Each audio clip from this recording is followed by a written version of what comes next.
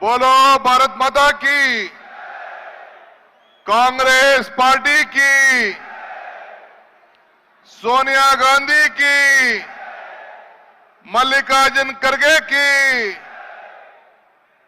राहुल गांधी की, सिद्धरामैया की,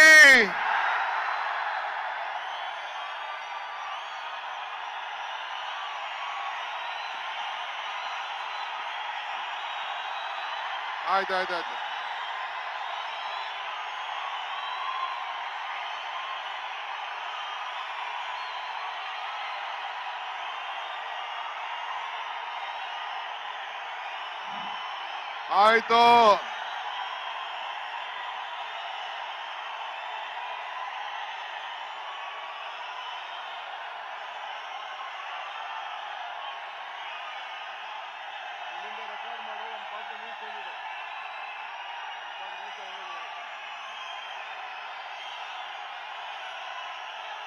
ಆಯ್ತು ಲೈವ್ ಹೋಗ್ತಾ ಇದೆ.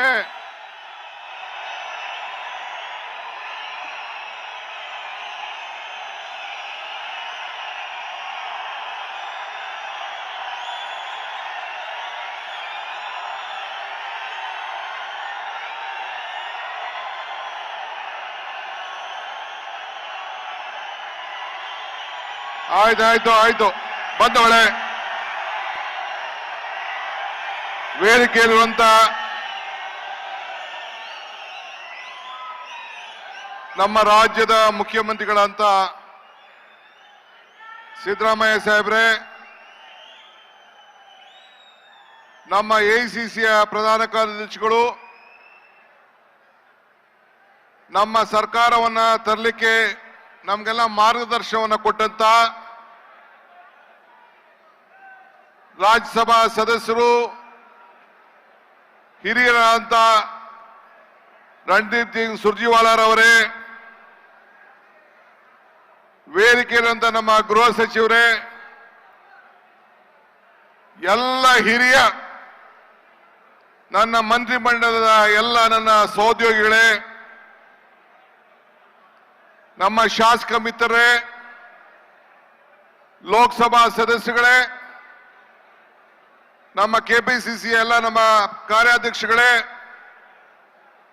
ಪದಾಧಿಕಾರಿಗಳೇ, ಜಿಲ್ಲಾ ಅಧ್ಯಕ್ಷಗಳೇ, ಮಾಜಿ ಶಾಸಕರುಗಳೇ, ಮುಖ್ಯವಾಗಿ ಈ ಬೃಹತ್ ಐತಿಹಾಸಿಕ ಸಮಾವೇಶಕ್ಕೆ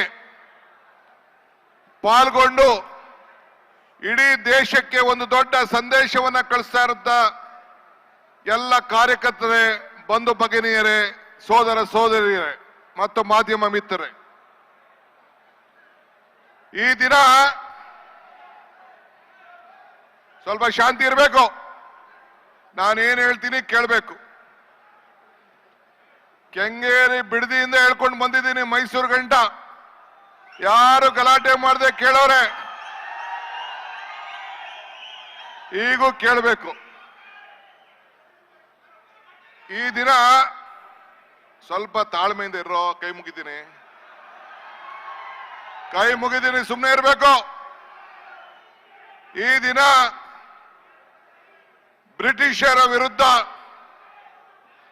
ಆಗಸ್ಟ್ 9ನೇ ತಾರೀಕು ಕ್ವಿಟ್ ಇಂಡಿಯಾ ಚಳವಳಿಯನ್ನ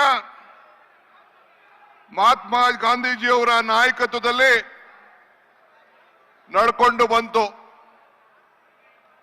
ಅಂದು ಬ್ರಿಟಿಷರ ವಿರುದ್ಧ ಹೋರಾಟವನ್ನ ನಾವು ಮಾಡಿದೋ.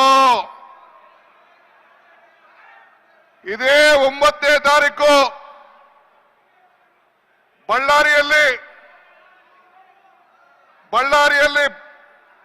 ಬಳ್ಳಾರಿ ಪಾದಯಾತ್ರೆಯನ್ನು ಮಾಡಿ ಗಣಿ ದೊರೆಗಳ ವಿರುದ್ಧ, ಈ ದೇಶದ ಲೂಟಿಯನ್ನ ಹೊಡಿತಾ ಇರೋದ್ರ ವಿರುದ್ಧ 15 ವರ್ಷದ ಹಿಂದೆ ನಾವು ಬಳ್ಳಾರಿಯಲ್ಲಿ ಕ್ವಿಟ್ ಇಂಡಿಯಾ ಮೂವ್ಮೆಂಟ್ ದಿನ ಆಗಸ್ಟ್ 9ನೇ ದಿನ ಇದೇ ರೀತಿ ದೊಡ್ಡ ಸಮಾವೇಶವನ್ನ ಮಾಡಿದ್ವು.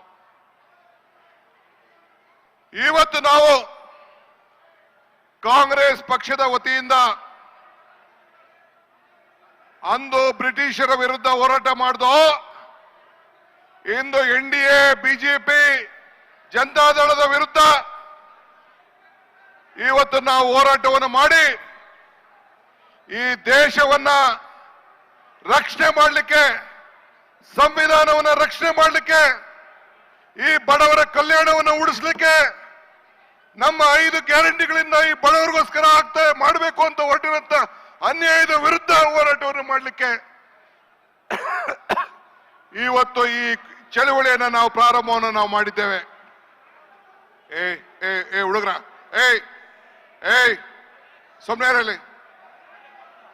ಸೊಮ್ನೇರಲ್ಲಿ ಕಾರ್ಯಕರ್ತರು, ಆ ಮೀಡಿಯಾ ಅವ್ರು ತೊಂದರೆ ಮಾಡಬೇಡಿ.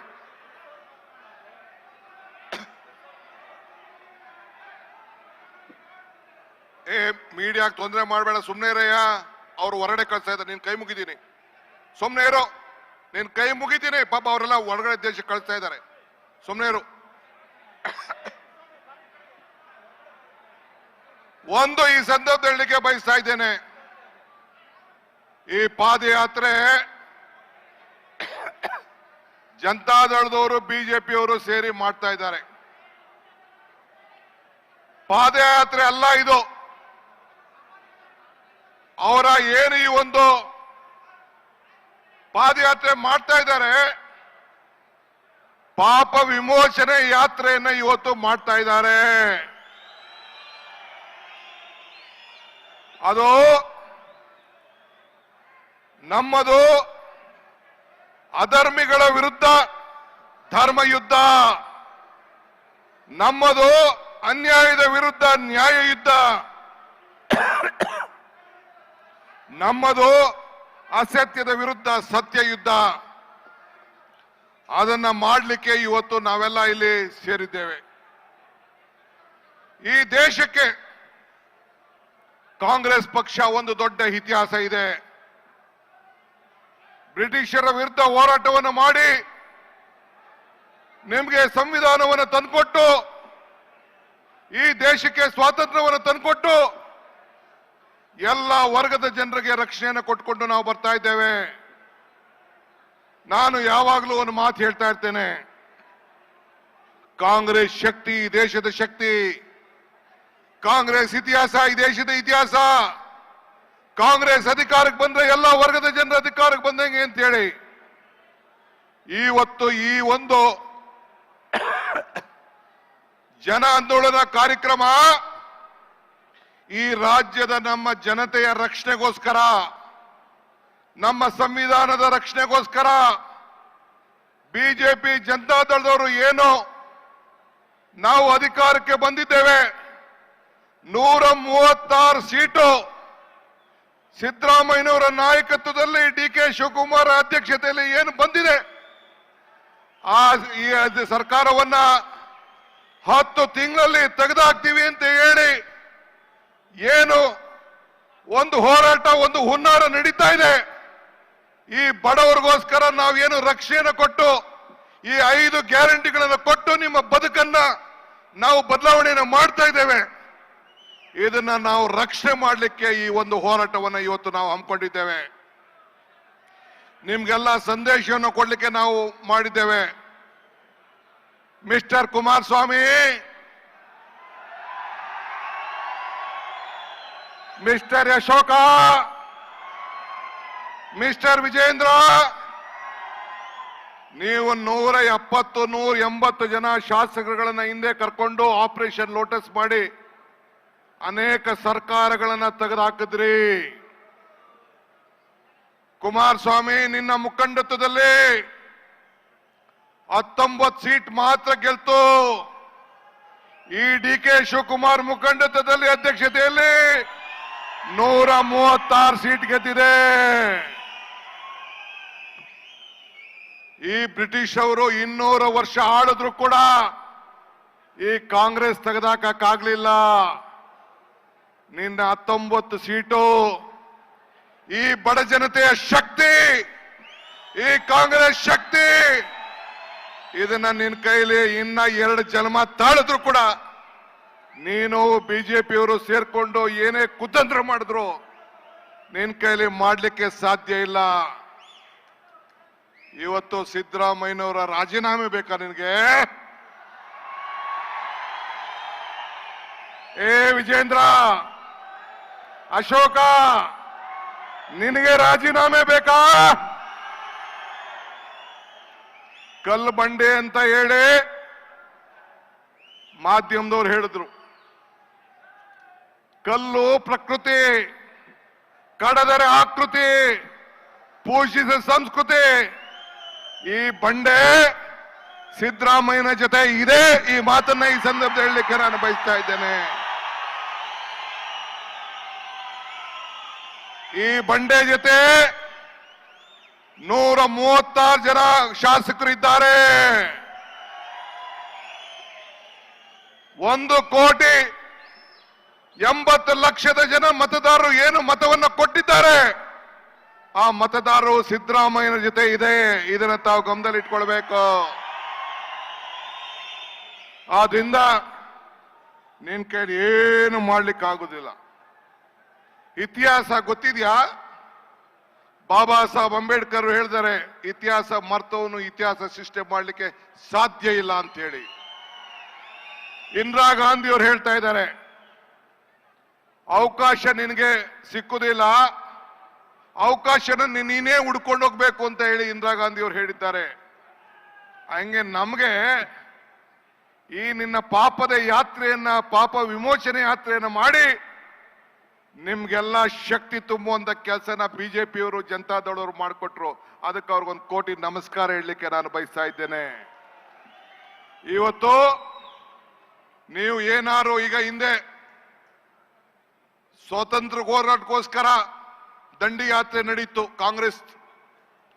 ಎಸ್.ಎಂ. ಕೃಷ್ಣರವರು ಕಾವೇರಿಗೋಸ್ಕರ ಪಾದಯಾತ್ರೆ ಮಾಡಿದ್ರು ಮಂಡ್ಯದವರೆಗೂ.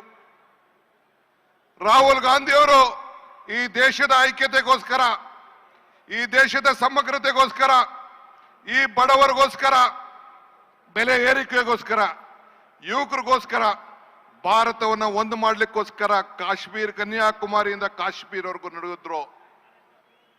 ಇದೇ ಸಿದ್ದರಾಮಯ್ಯನವರು, ನಾವೆಲ್ಲ ಕಾಂಗ್ರೆಸ್ಸಿಗರು ಸೇರಿ ಈ ರಾಜ್ಯದ ಸಂಪತ್ತನ್ನ, ಲೂಟನ್ನ ತಪ್ಪಿಸ್ಲಿಕ್ಕೋಸ್ಕರ ಬೆಂಗಳೂರಿಂದ ಬಳ್ಳಾರಿವರೆಗೂ ಪಾದಯಾತ್ರೆಯನ್ನು ಮಾಡಿದ್ರು. ಈ ಕಾವೇರಿ ನದಿಯ ರಕ್ಷಣೆಗೋಸ್ಕರ, ಕಾವೇರಿ ಜಲಾನಯ ಪ್ರದೇಶದ ನೀರಿಗೋಸ್ಕರ ಮಂಡ್ಯ, ಮೈಸೂರು, ಚಾಮರಾಜನಗರ, ಹಾಸನ, ಬೆಂಗಳೂರಿನ ಕುಡಿಯೋ ನೀರಿಗೋಸ್ಕರ ಇವತ್ತು ಮೇಕೆದಾಟು ಪಾದಯಾತ್ರೆ ಮಾಡ್ದು. ಆ ಮೇಕೆದಾಟು ಪಾದಯಾತ್ರೆ ಮಾಡಿದಾಗ ಎಲ್ಲ ವೇದಿಕೆಯಲ್ಲಿರುವಂತ ಎಲ್ಲ ನಮ್ಮ ನಾಯಕರ ಮೇಲೆಲ್ಲ ಕೇಸ್ ಹಾಕ್ಸಿದ್ರಿ, ಎಲ್ಲರೂ ಕೂಡ ಕೇಸ್ ಹಾಕ್ಸಿದ್ರಿ. ಕೋವಿಡ್ ನಪ ಹೇಳಿ ನಮ್ಮ ಇದನ್ನ ತಡೆ ಒಟ್ಟಿದ್ರಿ. ಆದ್ರೆ ನಿಮ್ಮ ಕೇಸಿಗೆ ಎದುರುಕೊಳ್ಳಿಲ್ಲ, ಈ ಪ್ರಾಣಕ್ಕೆ ಎದುರುಕೊಳ್ಳಿಲ್ಲ. ಹೋರಾಟವನ್ನು ಮಾಡಿ ಹೆಜ್ಜೆ ಹಾಕುತ್ತೇವೆ, ನೀರಿಗೂ ಹೆಜ್ಜೆ ಹಾಕುತ್ತೇವೆ, ನಮ್ಮ ಹಕ್ಕು ನಮ್ಮ ನೀರು ಅಂತೇಳಿ ಹೋರಾಟ ಮಾಡಿ ಪಾದಯಾತ್ರೆಯನ್ನ ನಾವು ಮಾಡ್ದೋ. ಈ ನಾಡಿನ ರೈತರಿಗೋಸ್ಕರ, ಈ ನಾಡಿನ ನೀರಿನ ರಕ್ಷಣೆಗೋಸ್ಕರ, ಈ ನಾಡಿನ ಜಲದಗೋಸ್ಕರ ನಾವು ಹೋರಾಟವನ್ನು ಮಾಡ್ದೋ. ನಿಮ್ಮ ಯಾತ್ರೆ ಎಂತಕ್ಕೆ? ಕುಮಾರಸ್ವಾಮಿ ಏನ್ ಹೇಳಿದ್ರು, ಜಿ.ಟಿ. ದೇವೇಗೌಡರು ಏನ್ ಹೇಳಿದ್ರು, ಅದನ್ನ ಮುಂದಕ್ಕೆ ನಾನು ನಿಮ್ಗೆಲ್ಲ ತೋರಿಸೋನಿದ್ದೇನೆ. ಬಂಧುಗಳೇ, ಈಗಾಗಲೇ ನಾನು ಹೇಳ್ದಂಗೆ ನಮ್ಗೆ ಒಂದು ದೊಡ್ಡ ಅವಕಾಶವನ್ನ ತಾವೆಲ್ಲ ಸೇರಿ ಮಾಡಿಕೊಟ್ಟಿದ್ದೀರಿ.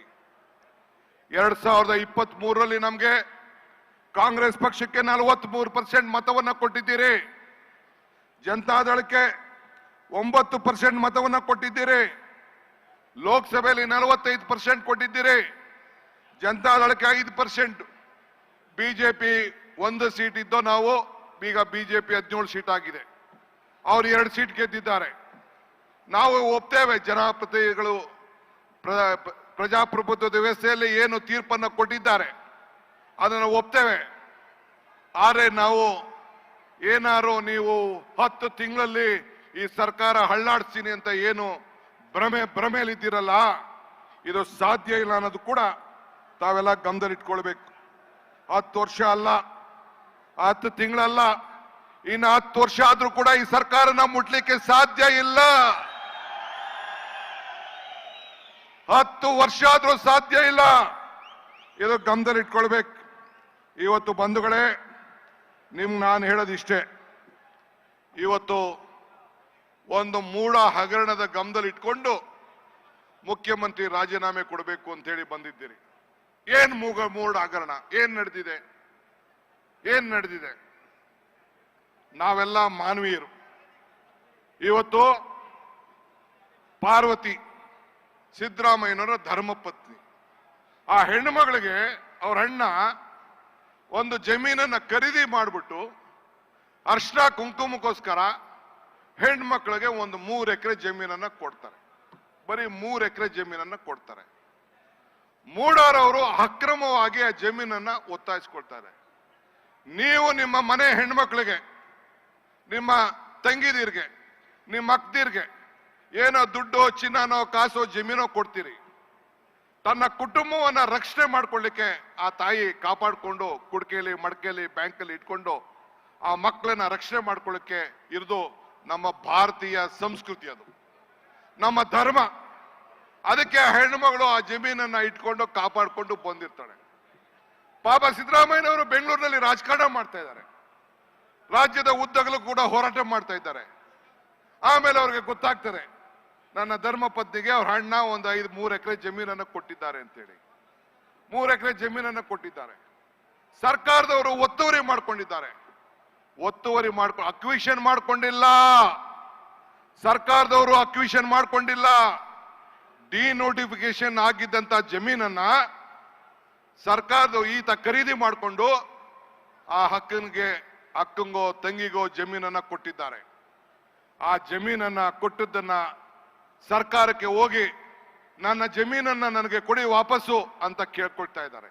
ಪಾರ್ವತಿಯವರು ಕೇಳ್ಕೊಂಡದನ್ನ ಸರ್ಕಾರ ತೀರ್ಮಾನ ಮಾಡಿ, ಇಲ್ಲಮ್ಮ 100ಕ್ಕೆ 100 3 ಎಕರೆ ಕೊಡಿ, 3 ಎಕರೆ ತಗೊಂಡಿದ್ದೀರಿ, 3 ಎಕರೆ 19 ಗುಂಟೆ ಕೊಡಿ ಅಂತ ಕೇಳ್ತಾರೆ. ಆಗುದಿಲ್ಲ ಅಮ್ಮ, ಕಾನೂನು ಈ ರೀತಿ ಇದೆ, ದಯವಿಟ್ಟು 3 ಎಕರೆ ಸರಿಯಾಗಿ ನನ್ನಂತವನಾಗಿದ್ರೆ ನಂದು ಹೋರಾಟ ಬೇರೆ ಇರೋದು. ಆದ್ರೆ ಪಾಪ ಹೆಣ್ಮಗಳು ಅರ್ಧ ಜಮೀನ್ಗೆ ಮೂಡಾರವ್ರೇನೋ ಅಗ್ರಿಮೆಂಟ್ ಮಾಡ್ಕೊಂಡ್ರು ಅಂತೇಳಿ ಅಗ್ರಿಮೆಂಟ್ ಮಾಡಿಕೊಟ್ಟು ನಯವಾಗಿ ಅವ್ರಿಗೆ ಟ್ರಾನ್ಸ್ಫರ್ ಮಾಡ್ಕೊಡ್ತಾರೆ. ಸರ್ಕಾರಕ್ಕೆ ಮಾಡಿಕೊಟ್ಟು ನೀವು ಎಲ್ಲಿ ಜಮೀನು ಕೊಡ್ತೀರೋ ಕೊಡಿ ಅಂತ ಕೇಳ್ತಾರೆ. 14 ಸೈಟ್ ಕೊಟ್ಟಿದ್ದಾರೆ. ಸರ್ಕಾರದವರು ಮೂಡಾರದವರು ಒತ್ತುವರಿ ಮಾಡ್ಕೊಂಡವ್ರು ಅವರು. ಈಗ ನೀವು ನಿಮ್ ಜಮೀನು, ನಿಮ್ ಪಕ್ಕದಲ್ಲಿ ಯಾವ್ದಾದ್ರು ಜಮೀನು ಯಾರು ಒತ್ತುವರಿ ಮಾಡ್ಕೊಂಡ್ರೆ ಸುಮ್ಮನೆ ಇರ್ತೀರಾ? ಓಲೆ ಪಾರ್ವತಿ ಅಕ್ಕ ಯಾವ್ದಾದ್ರು ಜಮೀನ್ಗೆ ಒತ್ತುವರಿ ಮಾಡ್ಕೊಂಡು ಹೋಗಿದ್ರಾ? ಯಾರು ಕಳ್ತನ ಮಾಡಿದ್ರಾ? ಯಾವುದು ಇಲ್ಲ. ನನ್ನ ಜಮೀನಿಗೆ ಒತ್ತುವರಿ ಮಾಡ್ಕೊಂಡಿರೋದಕ್ಕೆ ನನಗೆ ಕೊಡಿ ಅಂತ ಕೇಳಿ ಸರ್ಕಾರದವರು ಒಂದು 50-50 ಅಂತ ಮಾಡಿ ಒಂದು 38,000 ಅಂದ್ರೆ 1,60,000 ಅಡಿ ಹೋಯ್ತು. 38,000 ಅಡಿ ಸೈಟ್ ಅನ್ನ ಡೆವಲಪ್ಡ್ ಸೈಟ್ ಅಂತ ಕೊಟ್ಟಿದ್ದಾರೆ. ಏನ್ ತಪ್ಪಿದೆ? ಏನ್ ಮಾಡಬಾರ್ದು ಮಾಡಿದೆ? ಏನ್ ಮುಖ್ಯಮಂತ್ರಿಗಳು ಏನಾದ್ರು ಸಿದ್ದರಾಮಯ್ಯನವರು ನನ್ನ ಹೆಂಡತಿಗೆ ಈ ಜಮೀನನ್ನ ಬರ್ಕೊಡಿ ಅಂತ ಹೇಳಿ ಏನಾದ್ರು ಬರ್ದಿದಾರಾ? ಆದೇಶ ಮಾಡಿದಾರಾ? ಅಧಿಕಾರ ದುರುಪಯೋಗ ಮಾಡ್ಕೊಂಡಿದ್ದಾರಾ? ಏನು ಇಲ್ಲ. ಓಲಿ ಆಯ್ತಪ್ಪ, ಏನಾದ್ರು ತಪ್ಪು ಮಾಡಿದ್ದ ಬರಲ್ಲ. ಇದನ್ನ ಯಾವ ಕಾಲದಲ್ಲಿ ಕೊಟ್ರಿ? ಬೊಮ್ಮಾಯಿಯವರೇ, ನೀನೇ ಮುಖ್ಯಮಂತ್ರಿ ಆಗಿದ್ದಾಗ, ಬೈರ್ತಿ ಬಸವರಾಜ್ ಮಂತ್ರಿ ಆಗಿದ್ದಾಗ, ಸುರೇಶನ್ ಕಾಲದಲ್ಲ, ಸಿದ್ದರಾಮಯ್ಯನವ್ರ ಕಾಲದಲ್ಲ, ಇದಕ್ಕೆ ಅದೇ ಒಂದು ಸೈಟ್ ಅನ್ನ ಕೊಟ್ಟಿದ್ದಾರೆ. ಏನ್ ಇದನ್ನ ತೆಗೆದುಕೊಂಡು ನಿಮ್ಮ ತಟ್ಟೆಲಿ ಯಗಣಗಳಿವೆ, ನೋಣ ಅಲ್ಲ, ಯಗಣಗಳಿವೆ. ಆ ಯಗಣ ಈಗ ಇದರಲ್ಲಿ ಅಸೆಂಬ್ಲಿಯಲ್ಲಿ ಸಿದ್ದರಾಮಯ್ಯನವರು ಹೇಳಿದ್ರು 25 ಹಗರಣಗಳು, ಬೋವಿ ಹಗರಣ, ಯಡಿಯೂರಪ್ಪನ ಹಗರಣ, PSI ಹಗರಣ, ಹಿಂಗೆ ದೊಡ್ಡ ಪಟ್ಟಿ ಇದೆ. ನಮ್ಮ ಮಂತ್ರಿಗಳು ಕೆಲವೆಲ್ಲ, ಪರಮೇಶ್ವರ್ ಅವರೆಲ್ಲ ಕೆಲವು ಬಿಡಿಸಿ ಹೇಳ್ತಾರವೆಲ್ಲ. ಬಿಟ್ಕಾಯಿನ್ ಹಗರಣ, ಮೈನಿಂಗ್ ಹಗರಣ ನಿನ್ನೆ ಮೊನ್ನೆಯಿಂದ ತೋರಿಸ್ತಾ ಇದ್ದಾರೆ. ಏನ್ ಬಹಳ ಕ್ಲೀನ್ ಸ್ವಾಮಿ ಅಂತೆ ಕುಮಾರಸ್ವಾಮಿ, ಬಹಳ ಕ್ಲೀನ್ ಅಂತೆ, ಬಹಳ ಕ್ಲೀನ್ ಸ್ವಾಮಿ ಅಂತೆ. ನನಗೆ ಗೊತ್ತಿಲ್ಲ. ಮೊನ್ನೆ ಆಫೀಸರ್ಗಳು ಕೇಳಿದೆ ಏನಪ್ಪಾ ಅಂತ ಅನ್ಬಿಟ್ಟು, ಒಂದು 50 ಡಿನೋಟಿಫಿಕೇಶನ್ ಕೇಸ್ಗಳು, 50 ತತ್ತಿನಿ ಅಣ್ಣ, ತತ್ತಿನಿ. ಈಗ ಬೇಡ. ಯಾರು ಹೇಳ್ತಾ ಇದ್ರು ಟಿವಿಲಿ, ನನ್ಗೆ ಗೊತ್ತಿಲ್ಲ, ನಾನು ಇನ್ನ ನೋಡ್ಲಿಲ್ಲ. ಇಲ್ಲೇ ನಿಮ್ಮ ಕಡೆ ಹೋರಾಟ ಮಾಡ್ಕೊಂಡು ಬರ್ತಾ ಇದೆ. ಎಲ್ಲ ದೊಡ್ಡ ಗವರ್ನರ್ಗೂ ಬರ್ದವ್ರಂತೆ ಲೋಕಾಯುಕ್ತದವರು. ಅವೆಲ್ಲ ಆಮೇಲೆ ಚರ್ಚೆ ಮಾಡ್ತೀನಿ, ಈಗೆಲ್ಲ ಚರ್ಚೆ ಮಾಡ್ತೀನಿ. ಸೊ ಹಂಗೆ ನಿಂದು ಬರೀ ಯೂ ಟರ್ನ್ ಮಾಡ್ಕೊಂಡು ಜನರಿಗೆ ಬಿಜೆಪಿಯವರು ಸೇರಿ, ಅಲ್ಲ ವಿಜೇಂದ್ರ, ನಿಮ್ಮಪ್ಪ ಯಾಕೆ ರಾಜೀನಾಮೆ ಕೊಟ್ರು? 2 ಬಾರಿ ನಿಮ್ ತಂದೆ ಯಾಕೆ ರಾಜೀನಾಮೆ ಕೊಟ್ರು? ಫಸ್ಟ್ ಅದು ನೀನ್ ಲೆಕ್ಕ ಹೇಳ್ಬೇಕು. ಇಲ್ಲಿ ನಾಳೆ ಮೈಸೂರಲ್ಲಿ ಬಂದು ಇದೇ ವೇದಿಕೆಯಲ್ಲಿ ಭಾಷಣ ಮಾಡ್ತೀಯಲ್ಲ, ನೀನು ವಿದೇಶಕ್ಕೆ ಲಕ್ಷ್ಮೀ ವಿಲಾಸ್ ಬ್ಯಾಂಕ್ ನಿಂದ ವಿದೇಶಕ್ಕೆ RTGS ಮಾಡಿದ್ಯಲ್ಲ, ಯಾಕೆ ಮಾಡ್ದೆ? ಯಾಕೆ ನಿಮ್ಮಪ್ಪ ಕಣ್ಣೀರ್ ಹಾಕಿದ್ರು? ಇದಕ್ಕೆ ಉತ್ತರ ಹೇಳ್ಬೇಕು ಫಸ್ಟ್. ಆಮೇಲೆ ಉತ್ತರ ಹೇಳ್ಬೇಕು. ಉತ್ತರ ಹೇಳ್ಬಿಟ್ಟು ಆಮೇಲೆ ಏನ್ ಎಲ್ಲ ಜಾತಿ ಎಲ್ಲ ಧರ್ಮ ರಾಜೀನಾಮೆ ಅಂತೆ. ಯಾವ ರಾಜೀನಾಮೆ? ಯಾರ ರಾಜೀನಾಮೆ? ಯಾರು ರಾಜೀನಾಮೆ ಕೊಡ್ತಾರೆ ಅಂತ ಕಾಲ ತೀರ್ಮಾನ ಮಾಡ್ತದೆ. ಇವತ್ತು ತಮ್ಗೆಲ್ಲ ನಾನು ಕೇಳ್ಕೊಳ್ಳೋದಿಷ್ಟೇ. ಇವತ್ತು ಅನೇಕ ಭಾಷೆಗಳು ನಮ್ಮ ಲೀಡರ್ಗಳೆಲ್ಲ ಮಾತಾಡವ್ರೆ, ಅನೇಕ ಹಗರಣಗಳ ಬಗ್ಗೆ ಮಾತಾಡವ್ರೆ. ನಾನು ಹಗರಣಗಳ ಬಗ್ಗೆ ಮಾತಾಡಕ್ ಹೋಗುದಿಲ್ಲ. ನಾನು ಮೊನ್ನೆ ಮಂಡ್ಯದಲ್ಲಿ ಹೇಳಿದೆ, ಈ ಕೃಷ್ಣ ಬೈರೇಗೌಡ ನಂಬೇಡಿ, ಈ ನಮ್ಮ ಪ್ರಿಯಾಂಕಾ ಖರ್ಗೆ ನಂಬೇಡಿ, ಸತೀಶ್ ಜಾರಕಿಹೊಳಿ ನಂಬೇಡಿ, ರಾಜೀನಾಮೆ ಬೇಕಾ? ಕಲ್ಲು ಬಂಡೆ ಅಂತ ಹೇಳಿ ಮಾಧ್ಯಮದವ್ರು ಹೇಳಿದ್ರು. ಕಲ್ಲು ಪ್ರಕೃತಿ, ಕಡದರೆ ಆಕೃತಿ, ಪೋಷಿಸ ಸಂಸ್ಕೃತಿ. ಈ ಬಂಡೆ ಸಿದ್ದರಾಮಯ್ಯನ ಜೊತೆ ಇದೆ. ಈ ಮಾತನ್ನ ಈ ಸಂದರ್ಭದಲ್ಲಿ ಹೇಳಲಿಕ್ಕೆ ನಾನು ಬಯಸ್ತಾ ಇದ್ದೇನೆ. ಈ ಬಂಡೆ ಜೊತೆ 136 ಜನ ಶಾಸಕರು ಇದ್ದಾರೆ. 1,80,00,000 ಜನ ಮತದಾರರು ಏನು ಮತವನ್ನ ಕೊಟ್ಟಿದ್ದಾರೆ. ಆ ಮತದಾರರು ಸಿದ್ದರಾಮಯ್ಯನ ಜೊತೆ ಇದೆ. ಇದನ್ನ ತಾವು ಗಮನದಲ್ಲಿ ಇಟ್ಕೊಳ್ಬೇಕು. ಆದ್ರಿಂದ ನಿನ್ ಕೈಲಿ ಏನು ಮಾಡ್ಲಿಕ್ಕೆ ಆಗುದಿಲ್ಲ. ಇತಿಹಾಸ ಗೊತ್ತಿದ್ಯಾ? ಬಾಬಾ ಸಾಹೇಬ್ ಅಂಬೇಡ್ಕರ್ ಹೇಳಿದ್ದಾರೆ, ಇತಿಹಾಸ ಮರ್ತವನು ಇತಿಹಾಸ ಸೃಷ್ಟಿ ಮಾಡ್ಲಿಕ್ಕೆ ಸಾಧ್ಯ ಇಲ್ಲ ಅಂತ ಹೇಳಿ. ಇಂದಿರಾ ಗಾಂಧಿ ಅವರು ಹೇಳ್ತಾ ಇದ್ದಾರೆ, ಅವಕಾಶ ನಿನಗೆ ಸಿಕ್ಕುದಿಲ್ಲ, ಅವಕಾಶನ ನೀನೇ ಹುಡ್ಕೊಂಡು ಹೋಗ್ಬೇಕು ಅಂತ ಹೇಳಿ ಇಂದಿರಾ ಗಾಂಧಿ ಅವರು ಹೇಳಿದ್ದಾರೆ. ಹಂಗೆ ನಮ್ಗೆ ಈ ನಿನ್ನ ಪಾಪದ ಯಾತ್ರೆಯನ್ನ, ಪಾಪ ವಿಮೋಚನೆ ಯಾತ್ರೆಯನ್ನ ಮಾಡಿ ನಿಮ್ಗೆಲ್ಲ ಶಕ್ತಿ ತುಂಬುವಂತ ಕೆಲಸನ ಬಿಜೆಪಿಯವರು, ಜನತಾದಳವರು ಮಾಡಿಕೊಟ್ರು. ಅದಕ್ಕೆ ಅವ್ರಿಗೊಂದು ಕೋಟಿ ನಮಸ್ಕಾರ ಹೇಳಲಿಕ್ಕೆ ನಾನು ಬಯಸ್ತಾ ಇದ್ದೇನೆ. ಇವತ್ತು ನೀವು ಏನಾರು ಈಗ ಹಿಂದೆ ಸ್ವಾತಂತ್ರ್ಯ ಹೋರಾಟಕ್ಕೋಸ್ಕರ ದಂಡಿ ಯಾತ್ರೆ ನಡೀತು ಕಾಂಗ್ರೆಸ್. SM ಕೃಷ್ಣರವರು ಕಾವೇರಿಗೋಸ್ಕರ ಪಾದಯಾತ್ರೆ ಮಾಡಿದ್ರು ಮಂಡ್ಯದವರೆಗೂ. ರಾಹುಲ್ ಗಾಂಧಿ ಅವರು ಈ ದೇಶದ ಐಕ್ಯತೆಗೋಸ್ಕರ, ಈ ದೇಶದ ಸಮಗ್ರತೆಗೋಸ್ಕರ, ಈ ಬಡವರಿಗೋಸ್ಕರ, ಬೆಲೆ ಏರಿಕೆಗೋಸ್ಕರ, ಯುವಕರಿಗೋಸ್ಕರ, ಭಾರತವನ್ನ ಒಂದು ಮಾಡ್ಲಿಕ್ಕೋಸ್ಕರ ಕಾಶ್ಮೀರ್, ಕನ್ಯಾಕುಮಾರಿಯಿಂದ ಕಾಶ್ಮೀರವರೆಗೂ ನಡೆದಿದ್ರು. ಇದೇ ಸಿದ್ದರಾಮಯ್ಯನವರು, ನಾವೆಲ್ಲ ಕಾಂಗ್ರೆಸ್ಸಿಗರು ಸೇರಿ ಈ ರಾಜ್ಯದ ಸಂಪತ್ತನ್ನ ಲೂಟನ್ನ ತಪ್ಪಿಸ್ಲಿಕ್ಕೋಸ್ಕರ ಬೆಂಗಳೂರಿಂದ ಬಳ್ಳಾರಿವರೆಗೂ ಪಾದಯಾತ್ರೆಯನ್ನು ಮಾಡಿದ್ರು. ಈ ಕಾವೇರಿ ನದಿಯ ರಕ್ಷಣೆಗೋಸ್ಕರ, ಕಾವೇರಿ ಜಲಾನಯ ಪ್ರದೇಶದ ನೀರಿಗೋಸ್ಕರ ಮಂಡ್ಯ, ಮೈಸೂರು, ಚಾಮರಾಜನಗರ, ಹಾಸನ, ಬೆಂಗಳೂರಿನ ಕುಡಿಯೋ ನೀರಿಗೋಸ್ಕರ ಇವತ್ತು ಮೇಕೆದಾಟು ಪಾದಯಾತ್ರೆ ಮಾಡಿದ್ರು. ಆ ಮೇಕೆದಾಟು ಪಾದಯಾತ್ರೆ ಮಾಡಿದಾಗ ಎಲ್ಲ ವೇದಿಕೆಯಲ್ಲಿರುವಂತ ಎಲ್ಲ ನಮ್ಮ ನಾಯಕರ ಮೇಲೆಲ್ಲ ಕೇಸ್ ಹಾಕ್ಸಿದ್ರಿ, ಎಲ್ಲರೂ ಕೂಡ ಕೇಸ್ ಹಾಕ್ಸಿದ್ರಿ. ಕೋವಿಡ್ ನೆಪ ಹೇಳಿ ನಮ್ಮ ಇದನ್ನ ತಡೆ ಒಟ್ಟಿದ್ರಿ. ಆದ್ರೆ ನಿಮ್ಮ ಕೇಸಿಗೆ ಎದುರುಕೊಳ್ಳಿಲ್ಲ, ಈ ಪ್ರಾಣಕ್ಕೆ ಎದುರುಕೊಳ್ಳಿಲ್ಲ. ಹೋರಾಟವನ್ನು ಮಾಡಿ ಹೆಜ್ಜೆ ಹಾಕುತ್ತೇವೆ, ನೀರಿಗೂ ಹೆಜ್ಜೆ ಹಾಕುತ್ತೇವೆ, ನಮ್ಮ ಹಕ್ಕು ನಮ್ಮ ನೀರು ಅಂತೇಳಿ ಹೋರಾಟ ಮಾಡಿ ಪಾದಯಾತ್ರೆಯನ್ನು ನಾವು ಮಾಡ್ದೋ. ಈ ನಾಡಿನ ರೈತರಿಗೋಸ್ಕರ, ಈ ನಾಡಿನ ನೀರಿನ ರಕ್ಷಣೆಗೋಸ್ಕರ, ಈ ನಾಡಿನ ಜಲದಗೋಸ್ಕರ ನಾವು ಹೋರಾಟವನ್ನು ಮಾಡ್ದೋ. ನಿಮ್ಮ ಯಾತ್ರೆ ಎಂತಕ್ಕೆ? ಕುಮಾರಸ್ವಾಮಿ ಏನ್ ಹೇಳಿದ್ರು, GT ದೇವೇಗೌಡರು ಏನ್ ಹೇಳಿದ್ರು, ಅದನ್ನ ಮುಂದಕ್ಕೆ ನಾನು ನಿಮ್ಗೆಲ್ಲ ತೋರಿಸೋನಿದ್ದೇನೆ. ಬಂಧುಗಳೇ, ಈಗಾಗಲೇ ನಾನು ಹೇಳ್ದಂಗೆ ನಮ್ಗೆ ಒಂದು ದೊಡ್ಡ ಅವಕಾಶವನ್ನ ತಾವೆಲ್ಲ ಸೇರಿ ಮಾಡಿಕೊಟ್ಟಿದ್ದೀರಿ. 2023ರಲ್ಲಿ ನಮ್ಗೆ ಕಾಂಗ್ರೆಸ್ ಪಕ್ಷಕ್ಕೆ 43% ಮತವನ್ನ ಕೊಟ್ಟಿದ್ದೀರಿ. ಜನತಾದಳಕ್ಕೆ 9% ಮತವನ್ನ ಕೊಟ್ಟಿದ್ದೀರಿ. ಲೋಕಸಭೆಯಲ್ಲಿ 45% ಕೊಟ್ಟಿದ್ದೀರಿ. ಜನತಾದಳಕ್ಕೆ 5%.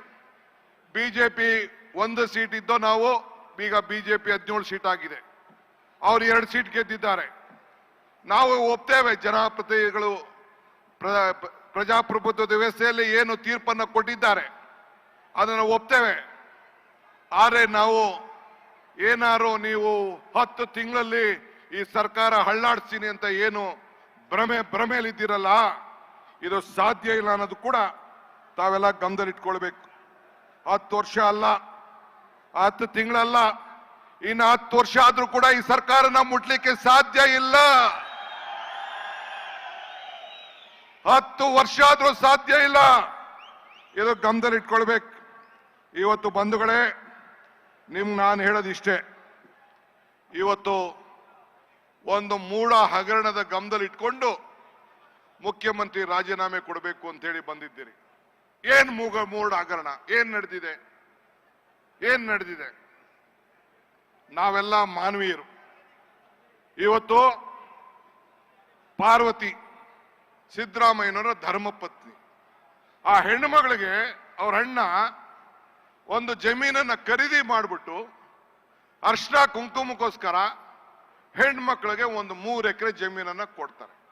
ಬರೀ 3 ಎಕರೆ ಜಮೀನನ್ನ ಕೊಡ್ತಾರೆ. ಮೂಡಾರವರು ಅಕ್ರಮವಾಗಿ ಆ ಜಮೀನನ್ನ ಒತ್ತಾಯಿಸ್ಕೊಳ್ತಾರೆ. ನೀವು ನಿಮ್ಮ ಮನೆ ಹೆಣ್ಮಕ್ಳಿಗೆ, ನಿಮ್ಮ ತಂಗಿದೀರ್ಗೆ, ನಿಮ್ಮ ಅಕ್ಕದಿರ್ಗೆ ಏನೋ ದುಡ್ಡು, ಚಿನ್ನನೋ, ಕಾಸೋ, ಜಮೀನೋ ಕೊಡ್ತೀರಿ. ತನ್ನ ಕುಟುಂಬವನ್ನ ರಕ್ಷಣೆ ಮಾಡ್ಕೊಳ್ಳಿಕ್ಕೆ ಆ ತಾಯಿ ಕಾಪಾಡಿಕೊಂಡು ಕುಡ್ಕೆಯಲ್ಲಿ, ಮಡಕೆಯಲ್ಲಿ, ಬ್ಯಾಂಕಲ್ಲಿ ಇಟ್ಕೊಂಡು ಆ ಮಕ್ಕಳನ್ನ ರಕ್ಷಣೆ ಮಾಡ್ಕೊಳ್ಳಿಕ್ಕೆ ಇರೋದು ನಮ್ಮ ಭಾರತೀಯ ಸಂಸ್ಕೃತಿ, ಅದು ನಮ್ಮ ಧರ್ಮ. ಅದಕ್ಕೆ ಹೆಣ್ಣುಮಗಳು ಆ ಜಮೀನನ್ನ ಇಟ್ಕೊಂಡು ಕಾಪಾಡಿಕೊಂಡು ಬಂದಿರ್ತಾಳೆ. ಪಾಪ ಸಿದ್ದರಾಮಯ್ಯನವರು ಬೆಂಗಳೂರಿನಲ್ಲಿ ರಾಜಕಾರಣ ಮಾಡ್ತಾ ಇದ್ದಾರೆ. ರಾಜ್ಯದ ಉದ್ದಗಲೂ ಕೂಡ ಹೋರಾಟ ಮಾಡ್ತಾ ಇದ್ದಾರೆ. ಆಮೇಲೆ ಅವ್ರಿಗೆ ಗೊತ್ತಾಗ್ತಾರೆ, ನನ್ನ ಧರ್ಮ ಪತ್ನಿಗೆ ಅವ್ರ ಅಣ್ಣ ಒಂದು 3 ಎಕರೆ ಜಮೀನನ್ನು ಕೊಟ್ಟಿದ್ದಾರೆ ಅಂತೇಳಿ. 3 ಎಕರೆ ಜಮೀನನ್ನು ಕೊಟ್ಟಿದ್ದಾರೆ. ಸರ್ಕಾರದವರು ಒತ್ತುವರಿ ಮಾಡ್ಕೊಂಡಿದ್ದಾರೆ. ಅಕ್ವಿಷನ್ ಮಾಡ್ಕೊಂಡಿಲ್ಲ. ಸರ್ಕಾರದವರು ಅಕ್ವಿಷನ್ ಮಾಡ್ಕೊಂಡಿಲ್ಲ. ಡಿನೋಟಿಫಿಕೇಶನ್ ಆಗಿದ್ದಂತ ಜಮೀನನ್ನ ಸರ್ಕಾರದವರು ಈತ ಖರೀದಿ ಮಾಡಿಕೊಂಡು ಆ ಅಕ್ಕಂಗೋ ತಂಗಿಗೋ ಜಮೀನನ್ನ ಕೊಟ್ಟಿದ್ದಾರೆ.